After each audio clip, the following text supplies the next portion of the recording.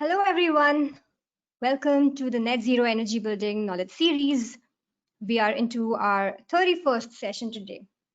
For those of you who are tuning in for the first time, this is a platform for the industry to share expertise and showcase projects, technology, products, and ideas that fuel the discussion on building energy efficiency and grow the engagement for NZEBs.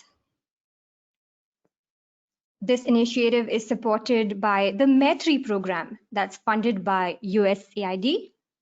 METRI stands for Market Integration and Transformation for Energy Efficiency. METRI does a lot of activities, and you can learn more about us on our website, metri.edsglobal.com. I am Prachi, and I'll be moderating today's session. Today is World Environment Day, and we are celebrating it amidst a pandemic. Already, COVID has made us question many things about how our communities function and the impacts on human health. But we also know that these impacts run still deeper and affect the climate, natural habitats, and ecosystems. One of the biggest challenges of the pandemic has been managing waste. Mixed waste can be a potential carrier of the coronavirus and thus poses many risks. While human safety and health is the priority, we need to replace stopgap solutions with sustainable strategies in the long term. In today's session, we'll discuss post-COVID zero waste management strategies. Zero waste. Now, this is a concept that can help buildings and communities reduce their landfill. Just like a net zero energy building offsets its energy consumption by generating the same amount of energy using renewables, zero waste facilities offset their waste generation by recovering the waste streams by at least 90% or more. This webinar will look at the key principles for achieving zero waste and what the underlying principles for this are. We'll also discuss how these strategies can be used to create healthier buildings and communities. And towards the end, we'll zoom out a bit to examine how cities in India are enabling zero waste transition through different policies and programs. Today, we have two experts, both of them experts in their respective domains. Our first speaker is Hiren Bhagat. He will introduce you to zero waste principles. And next, Shobha Raghavan will share her insights on implementing those strategies in facilities. So Hiren is the Senior Associate Director at Environmental Design Solutions, and he leads the Zero Waste division here. He's a lead AP, a well AP, and a true advisor, and specializes in building energy efficiency, occupant health and wellness, and zero waste facility operations. He will take the first half of the webinar. So without further ado, let's get started.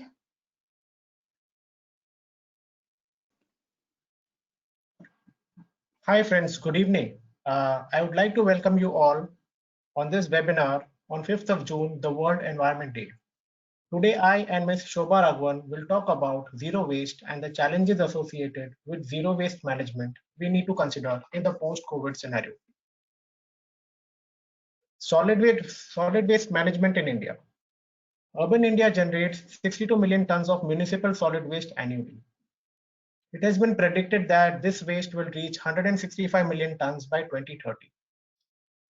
About 75 to 80% of this is getting collected by municipal bodies, and less than 30% of it is getting treated and processed. Hence, more than 50% of this waste, which is 31 million tons, is being dumped to landfills. Now, this is a huge problem. Landfills release toxic gas emissions that pose a serious threat to the environment as well as on human health. Are the urban bodies responsible to manage this? Of course, as a statutory body, waste management is their domain. But what about the waste generation in first place? We as consumers also have some responsibility towards waste generation. Can this be controlled and reduced? Is zero waste management the answer to this? Yes, Zero waste management is the optimum solution to this, as it will nearly dry out the waste going towards landfills. So what is a zero waste? The Zero Waste International Alliance is a non-profit organization. Since 2002, it is working towards development of zero waste. The Zero Waste International Alliance provides the only third-party reviewed, internationally accepted definition of zero waste. Let me read out this definition to you. The conservation of all resources by means of responsible production, consumption, reuse, and the recovery of products, packaging, and materials without burning and with no discharges to land, water, or air that threaten the environment or human health. Basically, it means that none of the material that is being produced or consumed should be ever termed as a waste and go to a landfill or be burned. 100% of the material should be made useful in one form or the other. Why should we endorse zero waste? Well, by closing the loop, zero waste operations reduces waste, which helps in reducing the cost of facility operations. Hence, it saves money. Reducing and reusing of waste materials also reduces the energy required. Hence, it saves energy. It further reduces the demand of extracting new materials. It saves resources. It ensures proper collection and managing of waste, which indirectly reduces litter and pollution. And since zero waste diverts all the waste away from landfill, it reduces the greenhouse gas emissions too. All of this overall adds value to any organization and community.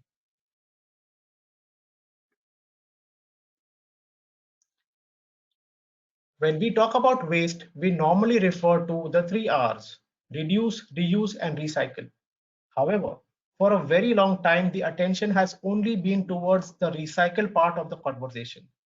A zero waste philosophy shifts the priority to the first two R's, that is reduce and reuse. And then it goes on further to add few more R's, that is rethink and redesign.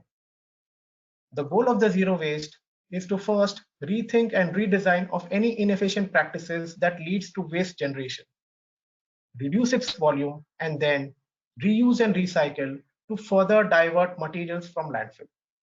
This is the zero waste hierarchy. As we see from the slide, the zero waste hierarchy describes a progression of policies and strategies to support the zero waste system, from highest and best to the lowest use of materials. Rethink and redesign is the strategy above reduce and reuse. To rethink and redesign is to move from a linear waste to a circular loop system. Look at the way we operate and redesign the systems to avoid needless and wasteful consumptions. As you can see, redesign, reuse, and reduce will take over 70 to 80% of the effort targeting for zero waste goals. Recycle, material recovery, and residual is the physical waste management activity part. After recycling, material recovery is to filter the mixed waste further to extract the recycling out of it. And the residuals left, even after the recovery, are further analyzed to improve and better the zero waste process. Lastly, the unacceptable should be less than 10% that can go to the landfill. Now let's look at a zero waste facility case study. A zero waste facility case study called Colgate India. Colgate is a well-known FMCG brand globally. Since 2010, Colgate has reduced landfill waste by over 40% globally. Colgate is one of the success stories to help the company achieve their waste reduction goals. They have all the 4 factories in India certified platinum under the True Zero Waste certification program. Some of the initiatives incorporated in their facilities include sending residual wastewater solids to cement factories, making furniture out of plastic tubes, reusing the packaging material, reusing the drums used for raw materials as dustbins, use of stainless steel utensils in cafeteria, composting the organic waste to use it as a manure for plants and vegetables grown at site. It is clear from this case study that zero waste facility is not impossible. If the right characteristics and the right strategies are in place, it is definitely possible. Let's talk about a zero waste facility. How do you distinguish a zero waste facility from any other facility? As we all know, green buildings have rating systems like LEED, IGBC, and GRIHA to validate a green building's performance towards sustainability. Similarly, there is a rating system called TRUE, Total Resource Use and Efficiency, administered by the Green Building Certification Inc. The TRUE rating system is a holistic certification tool. Using TRUE, organizations can validate their zero waste credentials and be certified as silver, gold, and platinum zero waste facilities. We also have UL and Carbon Trust. They have developed zero waste to landfill certification programs. We will not go into the details of this process and requirements. However, we would like to talk a bit more about the common characteristics that one would see in any zero waste facility. First, it should develop and implement a zero waste policy that would detail out the zero waste goals, the zero waste plan for implementation, and practices and processes that would be followed at various levels on a day-to-day basis. It should divert more than 90% of waste from landfill annually. Based on the total waste generated over a 12-month baseline period, we can reduce the waste over 90% by moving it away from landfill. It should also meet all regional laws on solid waste management and environmental regulations. It should limit the contamination level to less than 10% by weight and volume of the material leaving the facility. It should also conduct regular zero waste audits to validate the waste diversion rate as well as identify gaps and areas of improvements. Now that we know of the basic characteristics of a zero waste facility, let us understand the basic principles based on which a zero waste facility operates. These 6 principles are most likely to be followed in varying degree, in some way or the other, to make the zero waste operations a success. They are redesign, reduce, reuse, recycle, waste audit, and information, education, and communication. Let's talk about redesign. To redesign requires rethinking of existing practices. Most of us do not realize that putting trash in a waste bin is actually throwing away money. Doing proper source segregation and recycling can offer savings. One can look at redesigning practices and policies to ultimately eliminate these bins. Redesign also looks at the container sizing with respect to the waste volume and the type generated in the facility. Is the container size appropriate?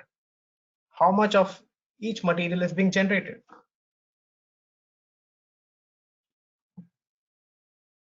Reduce.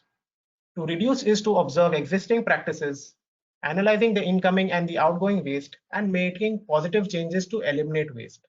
The simplest example to observe is the procurement of items coming into a facility. Look at the packaging waste it generates once the item is unpacked.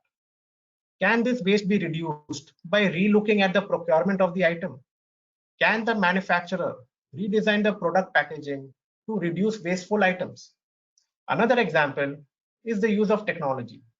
To prevent paper waste and conserve resources, one can look at available technologies to help replace one or more office functions that are currently using paper. Implement a paperless plan for such a function where practical and reduce the generation of paper waste. Reuse. To reuse is to look for opportunities to adopt conventional reuse of items to be used as is for multiple times. Eliminate the use of single-use disposable items and replace them with reusable durable items. Coming to recycling. Recycling is a process by which all discarded materials are collected, sorted, processed, and converted into useful raw material to create a new product. As you can see from the slide, glass bottles are upcycled to be made into a useful countertop and hence eliminating the requirement of a natural stone as a material. Source separation is the act of separating recyclables from each other by material type. Source separation ensures higher quality due to lower contamination levels, and hence provides more valuable materials. After this important step of source separation, highest and best use of the material should be explored, giving preference to upcycling first and then downcycling. This essentially means exploring reduction, reuse, and upcycling opportunities to keep the bins empty and use recycling only as the last resort. Let's talk about waste audit. A zero waste reporting is nothing but tracking and documenting data from diversion and zero waste activities, including material generation by commodity type, weight, and financial data. You don't know what you don't know. A successful zero waste reporting must include a zero waste audit. A waste audit is an analysis of different kinds of materials a facility is generating as a waste, where these materials should go, and which of these materials are ending up in the wrong place. It also focuses on way forward of the waste already generated. The goal of a zero waste audit is to prevent that material waste from being generated in first place by examining the source of material and employing reduce, redesign, and reuse strategies. During the analysis of recyclables, it is also important to check for any contamination as it reduces the utility and the value of recyclables. Let's move on to the last principle of information, education, and communication. Effective information sharing is the key to success of any mass participative exercise.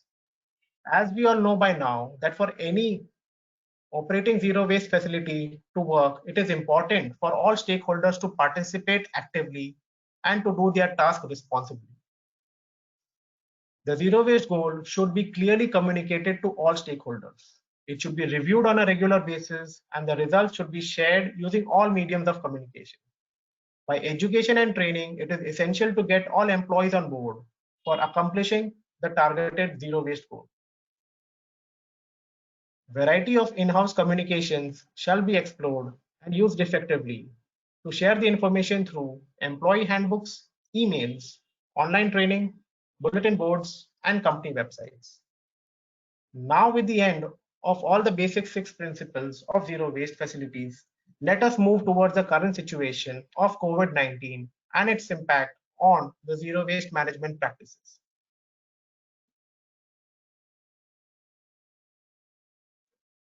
As most of us are now quite familiar with the details of the COVID-19, its origin and the spread, let us not talk let us just talk about the main concerns that are impacting the day-to-day waste management activities. What are the challenges that we are facing in the COVID-19 situation? First, susceptibility of the virus. It has a higher rate of transmission and can affect all age groups. Asymptomatic persons are potential carriers and can cause transmission. We are not aware of the asymptomatic persons amongst us as they do not show the general COVID-19 symptoms. COVID-19 virus is released via droplets from an infected person and can travel up to 1 meter in the air and settle down on any surface and can stay active.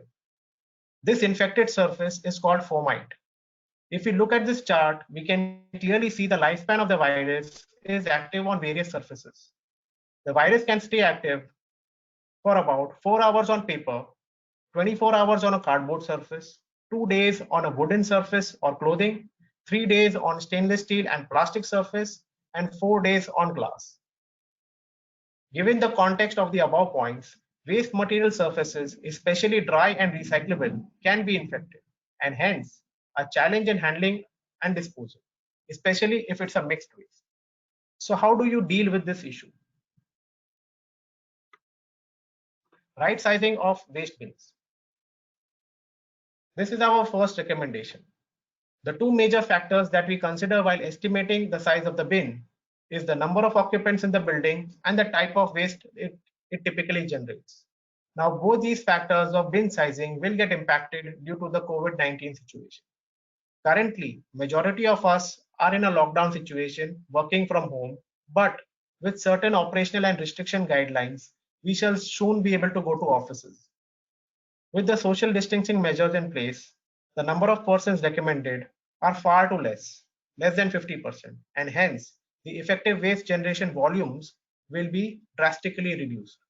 Secondly, to avoid transmission due to touch surfaces, single-use materials and items will be widely used. This will lead to a high volumes of waste generation from plastic and paper-made items. Given the situation, it is advisable to relook at the sizing of the bins and its configuration and estimate a different trend for some time in the near future.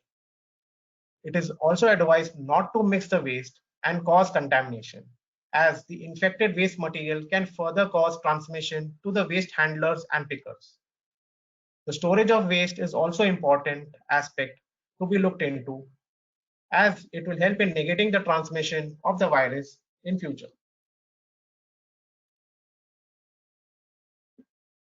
The second recommendation we have is source segregation and storage. Segregation of waste at source is highly recommended to avoid mixing of waste materials, knowing that the COVID-19 virus can survive from 4 hours to 4 days based on the nature of the material. As you can see from the slide, both residential and commercial establishments can use segregation of waste effectively. So what are the different types of waste? Biodegradable waste is called wet waste. It includes food, vegetables, kitchen waste, outdoor plant waste, leaves, etc. All the wet waste shall be used for composting either on site or shall be sent to a composting facility. Non-biodegradable waste, also called as recyclables or dry waste, include paper, cardboard, plastic, metal, and glass. Commercial establishments should take extra care and segregate this waste separately. Normally, hazardous waste includes spray bottles, metals, grease, toxic, inflammable items, and certain e-waste. All the dry waste and hazardous waste shall be stored for the necessary period as recommended before going for recycling. Biomedical waste. Typically, biomedical waste is found in hospitals, clinics, and other medical facilities. Due to the COVID-19 pandemic, huge quantity of biomedical waste is also being generated in quarantine facilities and isolation wards. Apart from this, home isolation and home quarantine are also generating biomedical waste. Household biomedical waste includes tissues, PPE, gloves, masks, syringes, and medicines. Now, this should be collected, stored, and sealed separately in a leak-proof double-layered bags. And further, it should be handed over to an authorized biomedical waste treatment facility person only. More details about biomedical waste will be discussed further in the webinar. Hence, from this, we can know that storage of waste at source is highly recommended. This will allow the COVID-19 virus to become inactive on waste surfaces and further transmission can be eliminated.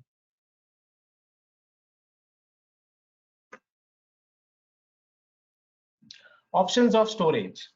So let's look at this slide. We are looking at possible scenarios for the waste disposal system and the extent of risk in each case. Typically, during the pre-COVID operation of a zero waste facility, the recyclable waste from household and commercial facilities is carried by the pickup team to the material recycling facility, where the sorting of waste is done based on the quality and reusability. Materials having any value towards waste to energy are further transported to the energy from waste facility to be utilized in producing energy. After sorting of materials is done at the material recycling facility, it is further transported to the respective reprocessing and manufacturing unit to be used as a raw material in manufacturing a new product. Now, in case of post-COVID scenario, let's look at the two options. First is storage at source. In this case, the risk of infected material is eliminated as the recyclable waste is stored for up to 4 days to counter the risk of transmission. Hence, the further handling and managing of waste is completely safe. Storage at material recycling facility is the second option. In cases where the waste storage at source is not possible, it can also be stored at the material recycling facility. In this case, there is a risk of transmission as the recyclable waste is transported same day to the material recycling facility. The recycling team managing the pickup from various places must follow proper safety guidelines in handling the waste bins. Since the storage is done at the material recycling facility properly, before the sorting and recycling activity can begin, the risk further can be averted. I would now like to invite Ms. Shobha Raghavan to take this webinar further. She will lead us through the handling of biomedical waste, do's and don'ts, and she will further take us through the material recycling facility and highlight the role and importance of the urban local bodies in the post-COVID context. Thank you so much. Thanks, Hiren. Thanks for setting the context in so well. So I'd just like to take a moment to tell everyone about Shobha ma'am and what work she does. She is the Chief Operating Officer at Sahas Zero Waste, which where she oversees end-to-end waste operations based on zero waste principles. And amidst the pandemic, she and her team have been on the ground doing an incredible job in keeping the zero waste movement going on. So we're really thankful for the work you're doing, ma'am, and really looking forward to hearing your insights on the subject. Hi, good afternoon, everyone. Thanks, Prachi and Hiren, for setting the context. So Saha Zero Waste is a socio-environmental organization, and I'll quickly run you through different solutions. So the different points I'm going to talk to you today are about the rules around waste management in the country, what is circular economy, how are we going to manage regular waste during the COVID period, and what are our next steps. So basically, Sahas Zero Waste is working around implementation of the solid-waste rules that has been put up by the country. So we have a zero waste program which actually declares campuses as zero waste campuses, where we actually physically manage waste through in-house facilities. We also do zero waste events, and we also help in consulting. We then have our extended producer responsibility program, where we work with producers on recovery of post-consumer plastic and electronic waste and ensure it is sent to the authorized recyclers and help the producers comply with the required as required by the policy. And we close the loop by working with recycled products. So a lot of the waste is reverse engineered and converted into recycled products, which is a good alternate to using virgin material. Moving on, a quick recap of the rules and regulations that are applicable to India. First is the solid waste management rules of 2016, which cover the category of wet or biodegradable waste and dry, inorganic and non-biodegradable waste. Then is the plastic waste management rules, again of 2016, which covers the plastic waste management. E-waste management rules of 2016 covers the electronic waste management. The construction and demolition waste management rules of 2016 help us understand how to dispose C&D waste in the right responsible way. And finally is the domestic hazardous and SANI waste, which has to go to authorized recyclers. Now, what is common among all these rules and regulations is mandatory segregation at source, whether it is municipal solid waste, whether it is electronic waste, whether it's plastic waste, whether it's C&D waste, all waste has to be segregated at source. There is a user fees that that has to be paid for collection, processing, and correct disposal of the waste. Producer responsibility for electronic waste and plastic waste to ensure that the producer supports the gap in the logistics and the recycling aspects. Waste cannot be incinerated or landfill. This is against the law. And bulk waste generators, as much as possible, have to look at on-site in situ waste management. And if not possible, they will have to see in their specific cities who are the impaneled vendors who have the right facilities to manage waste, and have to partner with them and send their segregated waste to be managed in a responsible way. That's on the laws currently available in the country. Now, what is circular economy? What does circular economy got to do with this entire system? So Hiren gave us a brief on the different principles of waste management. The entire concept of waste management is around circular economy. So starting from the source, waste has to be segregated, collected again in a segregated manner, sent to a secondary sorting center where it is further sorted.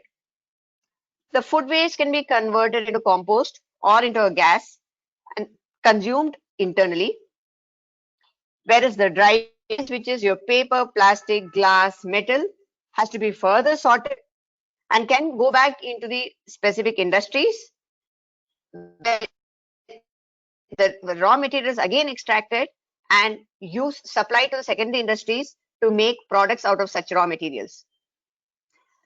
The inert waste, which can be maximum 10%, is waste that cannot be recovered, which has not been segregated, which is not recyclable, is allowed to go to scientific authorized landfills or can go to a co-processing center of a cement kiln. So if you see, circular economy is a very clear closed loop where waste is generated at source and all the waste streams are further categorized and recovered. No waste is actually going to a landfill. So Hiren also told you about the different waste management facilities. So that is what we call as decentralized institute situation. These are some of the examples of facilities within the corporate campus where the required machinery has been set up, the required space has been allocated, the right ventilation and hygiene is maintained in such spaces. There is a formal labor involved in management of the waste. All the labor are paid minimum wages, and they are ensured that they wear their PPE to ensure that they don't contract any disease because of handling waste. This is one such campus. This is another campus where waste is being sorted in the facility itself within the campus. This is one of the composting centers.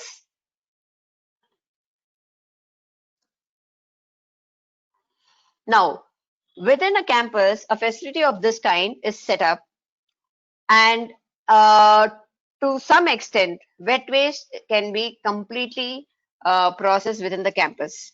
What happens to the dry waste? Right now, we don't have technology to process small scale of dry waste within the campus. So all that is done within the campus is high level sorting of dry waste. Bigger chunks of dry waste can be handpicked by the people employed at the site. But this waste has to further go into a material recovery facility. He also mentioned to you what happens in a material recovery facility. We will show you one of our material recovery facilities where the waste moves from this on-site facility into that MRF, and further what happens in the MRF and how does the waste reach the recycler. Prachi, if you can please play the video. Yes, I'll just have to take the control back for a moment, and that should work.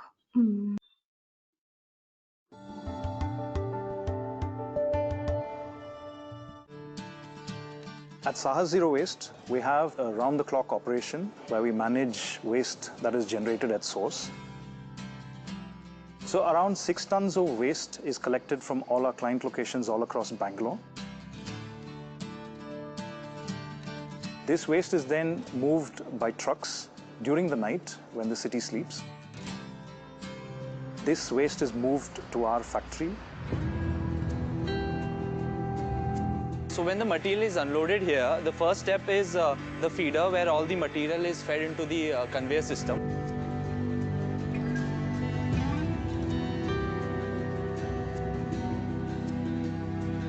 The next step is on top platform, where the segregation actually happens.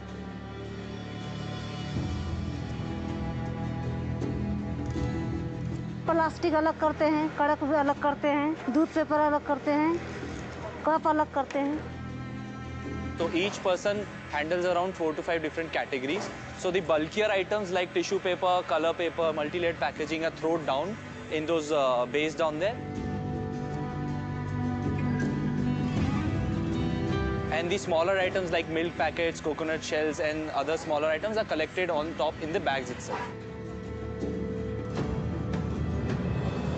So once the segregation is completed, the next operation is baling operation, which is where we compress all the segregated material to form big cubes.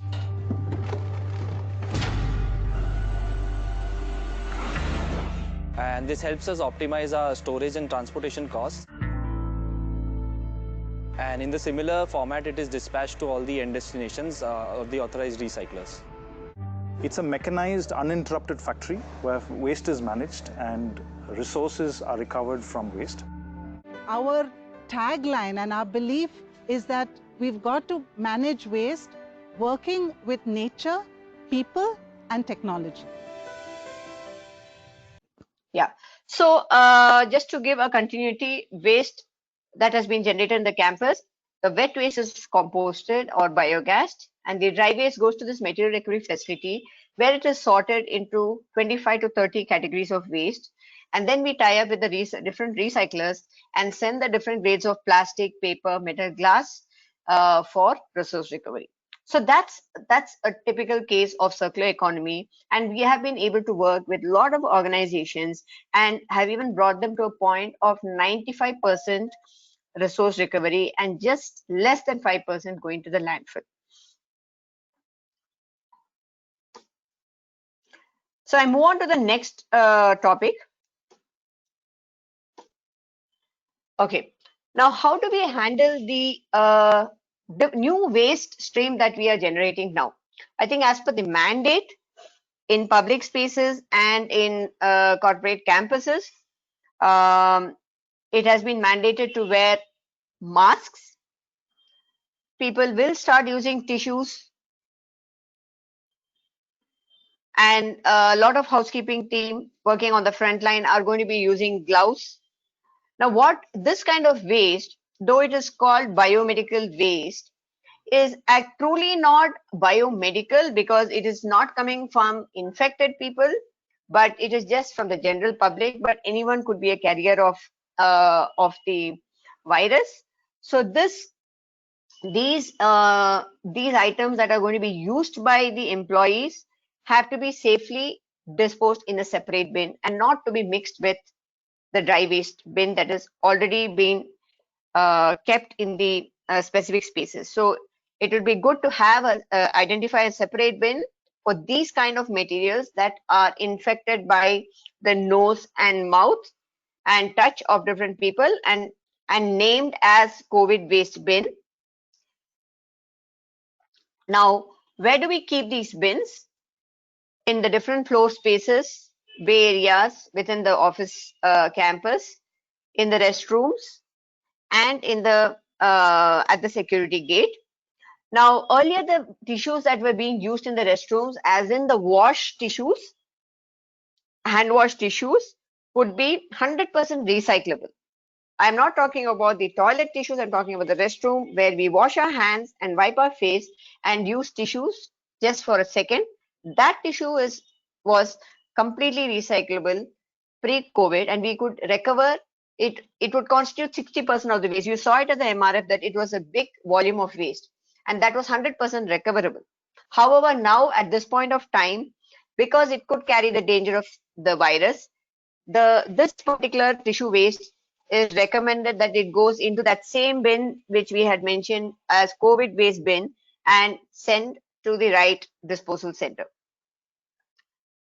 And it is better to keep the sanitizers adjacent to the bins, because as and when people use the bins to dispose it, it is better to sanitize their hands. And these bins are going to be cleared at frequent frequencies. That is at the source of how the waste has to be disposed. Coming to collection, now the housekeeping team have to be trained and have to be told to collect these waste at regular intervals within a day. And the lift that is carrying the waste has to be sanitized every time the waste is moved. And the liners these are going to be in liners. Unfortunately, the liners are coming back. This was actually banned by the pollution control boards for different states, but the liners are again coming back because of this waste. But the liners may be just required for the COVID bin and not for the other bins. The other bins can continue to have no liner system. And after the bins have been cleared, the liner bags have been taken out. The bins have to be again sanitized. Again, these are all precautionary protective methods that are being recommended to ensure that there is no fear of the waste if the waste is handled in the appropriate manner. After it has been collected, it has to be taken to a common disposal bin which has been allocated for this COVID waste, because at the source point you will have much smaller bins, but at a common point you'll have a larger bin that aggregates the smaller bins waste. And this finally has to be tied up with authorized incinerator. Different cities will have different players operating. Preferably do not send this waste, because this is not in definition, it's not really it's not COVID waste, it's not a quarantine center, it's not a hospital, it's just general public, maybe someone having a carrier, that we cannot guess, but better not to send this waste to a medical incinerator which is meant to take the hospital and true COVID waste. There will be other incinerators who can handle this kind of waste. So it will be good to tie up and explore who are the incinerators in your city and ask them to come and take it at frequent intervals. The bins also have to be appropriately planned. At the source, it would be good to have the smaller bins of approximately 90 liter in size, and preferably the pedal bins, so that people do not touch the bins. And at the moving points, let the bins be having wheels. Then it is and the right signages to ensure that everyone is sensitized that only all the COVID, this kind of waste is going into this COVID bin and it's not going into other dry waste bins. And finally, there is a common point where this bin is kept and they is stored for further disposal outside the facility. Now, while we understand the SOP of how waste has to be, this specific PPE waste has to be disposed at the various offices and facilities, the important point is the PPE for the workers. It's very important that they have, in general, they do wear PPE, and that's as per the EHS rules. But all the more reason that there is zero tolerance if they are not wearing any of the PPE. So recommended again the gloves, aprons, head covers, masks, and safety shoes, so that the body doesn't come in touch with any infected material. A few precautions. All the staff have to be wearing the PPE. All the staff who are involved in handling and moving the waste have to be compulsorily wearing the PPE. They have to be trained on how to wear the PPE and remove the PPE. They have to have access to water and soap so that they can clean up as soon as they move the bags or wash the bins.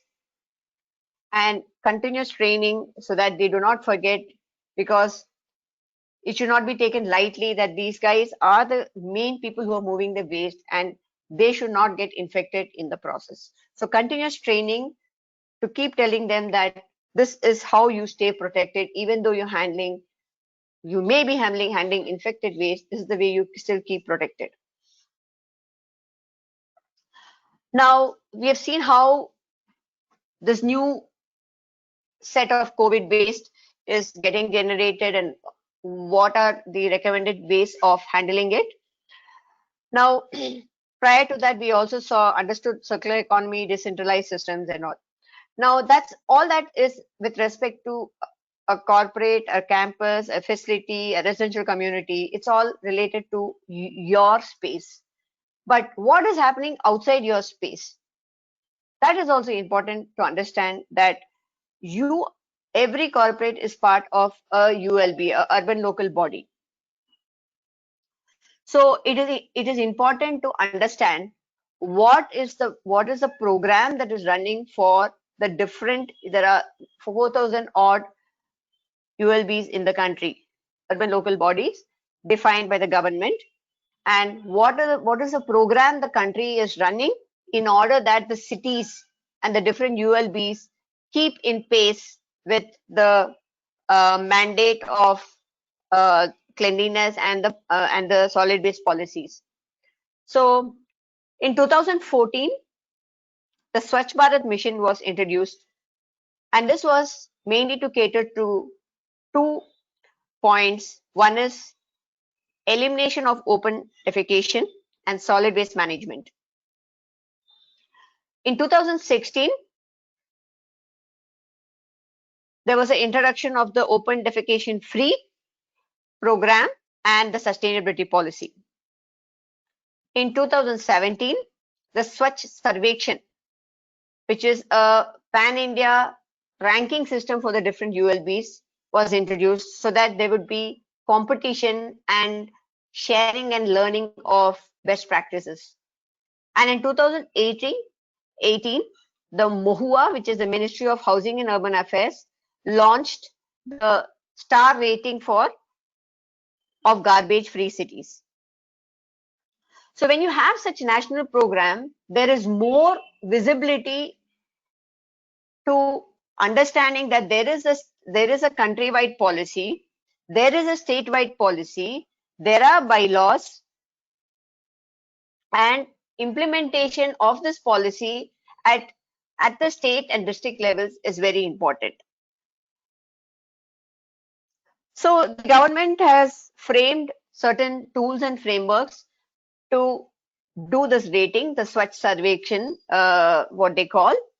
So there are 4 basic categories.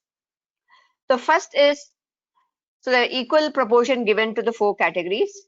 First is the 25% is given to citizen feedback and survey. So this is a very important aspect of the framework, because it's important that the citizens participate in such programs, participate at their ward level, and integrate themselves with the ward level programs and their neighborhood cleanliness programs. And when it comes to the Sarvekshan, which is a yearly annual program, they have to be giving frank feedback so that the government can take action and clean up the spaces which are having problem. So it's 2 ways. Citizen feedback is where the citizens actively are participating, and it's also for the government. It's a win-win, because when citizens participate and give feedback, the government can perform better, and it's a good handshake. Another 25% is given to service level progress. That is, year on year, what is the advancement or improvements made on the program. So if last year there was 50% on-site or ward level composting or dry waste collection centers were set up, then in this year that 50% becomes 75%. So year on year growth is evaluated on different criterion. There's a whole set of criterion on which this service level progress is evaluated. Then is the another 25% that is given to the third party assessor, and this is direct observation. They, at the time of the Sarvekshan, they actually physically visit and evaluate various parameters. And final 25% is given to certification, where 2/3 of the marks are coming from garbage free and another 1/3 is coming from ODF free. So this is how the framework has been designed, and they continuously evolve. This framework has been continuously evolving over the last few years. But what is important to understand that is that as a campus, you are inside a ULB, and a ULB is running a citywide or statewide or nationwide. There is a program or framework on which their performance is measured. And it's important that the corporate campuses or residential communities also work outside their boundaries and ensure that the neighborhood and other communities are also understanding how to bring in garbage free and ODF systems in the open spaces. Now, the garbage free city actually ensures holistic evaluation across the entire SWM chain. This is a very interesting program because if you see all the parameters over here, it itself says that we are well planned on solid waste management, whether it's at a campus level, is it at a street level, ward level, ULB level, or city level. It expands the solid waste solution across the geography. So door-to-door collection of waste is very important to ensure good solid waste management. Source segregation, I think we have been continuously talking about this. Sweeping the public areas, good amount of storage bins with the right signages, penalties for bad practices and littering. Plastic ban is a wonderful initiative taken by the government, and if it is implemented and enforced, it is a great solution to the environment. Bulk waste generators, like most of you are from campuses, it is important that you do your decentralized and in-situ processing so that you lessen the burden of the ULB to move the waste out. Scientific waste processing and landfilling and CND. So with huge amount of development projects happening, there's a lot of CND waste that is cluttering our cities and roads, and it is very important that this CND waste goes to the right recycler and can be recovered back as construction material. Citizen grievance redressal is a very good closed loop system to get feedback from the citizens. Dumping and burning is illegal. Stormwater drains to ensure that waste doesn't clutter the stormwater drains, which in turn will create other issues during the monsoons. Visible beautification. Who doesn't want the outside of our houses to look beautiful, outside of our campuses to look beautiful? And that happens only when our city is garbage free. And as much as possible, on-site wet waste, because once wet waste is managed within the campus, you will see lesser and lesser of garbage lorries carrying that dripping waste on the road. You will see a much more beautiful city if this is taken care of within the campus. So this is the program of garbage free city that is supported by the government, run by the government, and we are all important stakeholders, whether you're a resident of a community, whether you're an employee of an organization, whether you're the government, different stakeholders have to participate in this program. Now quickly, this is how the ranking report of such selection looks. This is the 2019 report, and many of you must be knowing the Indore model of solid waste management, which is last 3 years, this has been talked about in different forums in the country. So this is how it is given. For example, Indore stood first place. This was on 5,000, and this is a kind of rating, and this is their ODF status, and there is a garbage free star rating. So you can look at these, all of this information is available online, but the important thing is you have to understand that as much as we as individual residents and citizens are have to participate in our participation is important so that the city shows good improvement. Now, to summarize, I have one last slide on way forward.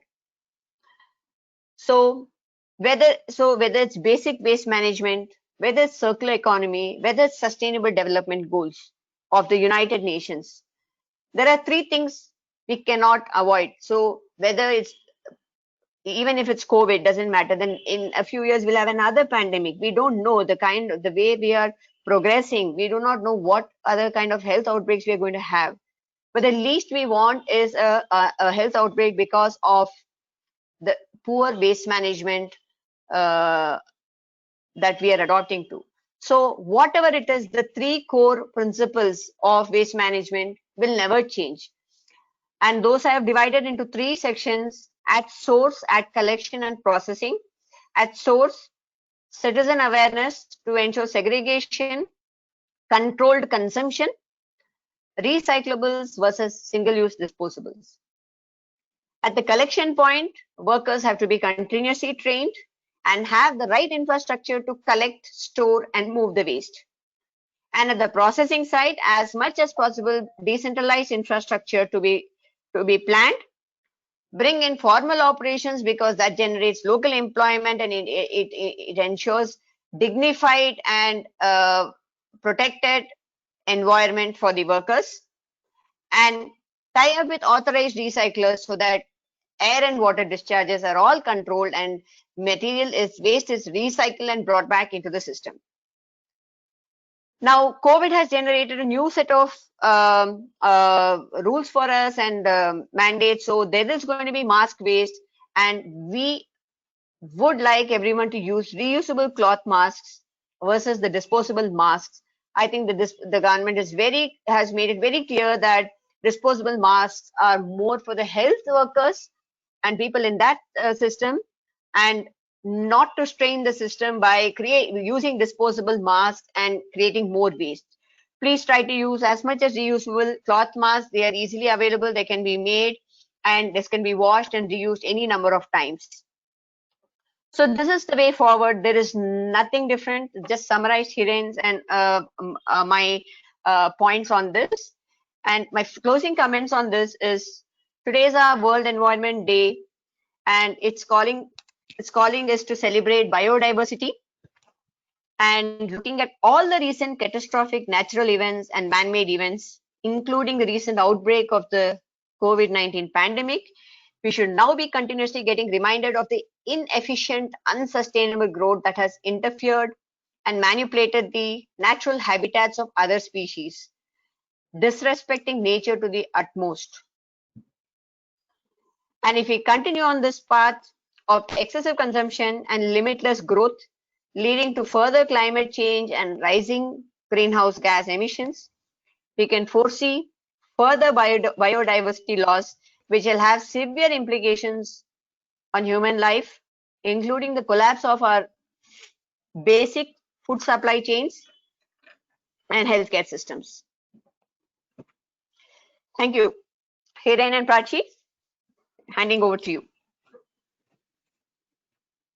Yeah, thank you so much. It was really very, there was a lot of food for thought, and all the information you shared about how facilities can equip themselves to, get through COVID, and also the larger scenario of what's happening across cities and the policies and programs that have come up. Hiren, do you want to add to this? We can take a little time to do that. I think, yeah. Yes, I think most of the points are obviously covered, and the way forward is like well said. The only important thing here that we are trying to communicate through this webinar is to be mindful of the waste that is being created, because you as the person are responsible of deciding whether this particular item goes as a waste or it goes for recycling. And as long as we don't take that initiative, we will keep seeing a huge amount of landfills being coming up all across. And the second point I want to make is that health and infectious disease control is very important. It has been like we are witnessing this in front of us for the last 2.5 months. So if we don't consider health, hygiene, and basic cleanliness, we don't give that important. We just at a city level, then how much ever of waste segregation and things you do, it is going to keep impacting the society at large.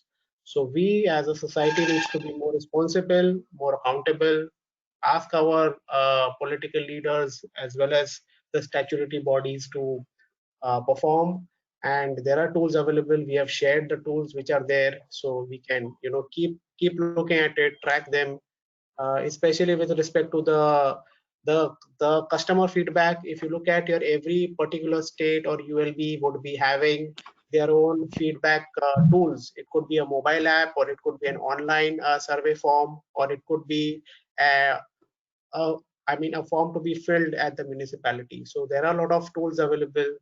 If you are aware of it, then you know when to do that. So that is my final comments. Thank you. Great. So we're already running past time. We have overshot it, but there are a lot of questions coming in. So Shobha ma'am and Hiren, is it okay to extend this by 10 more minutes and take up some questions? Yeah, I'm okay. Would that be okay for you? Right. I'm okay, Prachi. Great, great. And how about you, Hiren? Does that work for you too? Yeah, Prachi, go on. Okay, great. So the first question is something all of us are wondering now. Is the biomedical waste treatment facility having enough capacity to handle the COVID waste?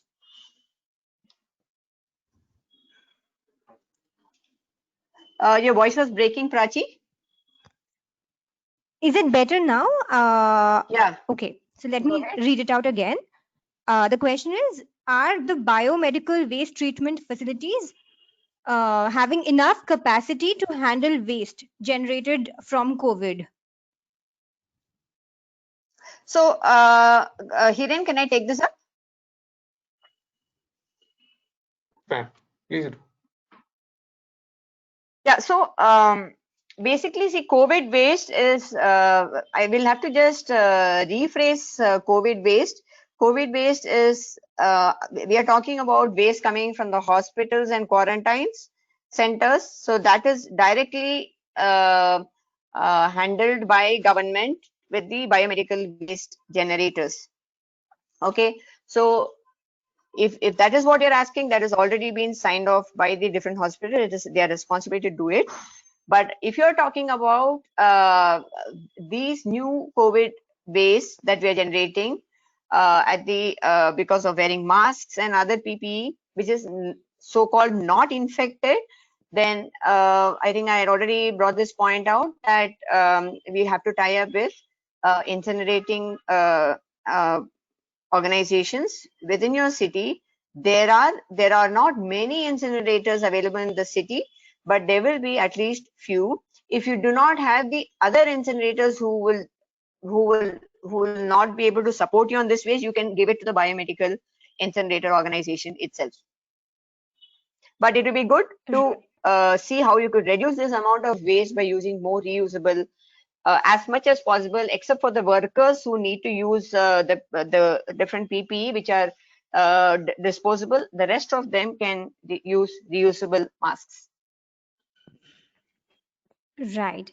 And where can we get the list of waste recyclers for all types of waste? The person who asked question said that he did refer to the SPCBs, but they're not available for all the cities and states. So could you comment on this, Shobha ma'am? Yeah. So see, the number of recyclers in the country are very limited, and sometimes we need to, for each stream of waste. So let's take paper. So paper, whether it's tissue paper, whether it's a carton box, each recycler has a specific technology for different types of waste. So a guy who's taking the carton box will not be able to take newspaper and tissue paper. So they have different systems, different machines in place. So you'll have to identify such players within the city. Sometimes we even send the waste to as far as 2,000 kilometers in search of a recycler. So it's we have limited recyclers. It will be good to partner with your waste management organizations in your city, because they will be in touch with the recyclers rather than individual organizations trying to send to recyclers, because recyclers will not entertain, because the amount of waste that you will be sending is much lesser. It is not going to be viable for you, nor is it going to work out for the recycler. So partner with the different players, the organized players in your city, who will be able to then further take it to the recyclers. Right. And moving on to the next question, does the virus settle on wet waste? Not actually. See, the wet waste that we are talking about is mostly the excess food that is being cooked at especially the corporate campuses. And even when we're talking about residential places, we are talking about waste coming out of peels and very little food that is coming out from our plates. So this is a very tricky situation. I think we should not worry about it. It's a very exceptional situation.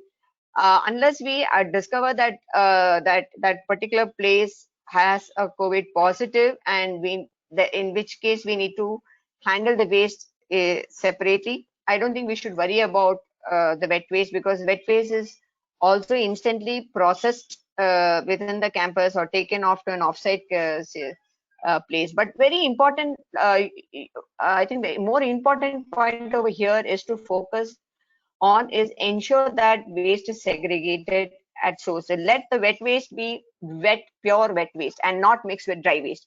If that is done, then the workers who operate on that waste will not have to put their hands into that and remove the plastics and paper so that the waste can be composted or biogas.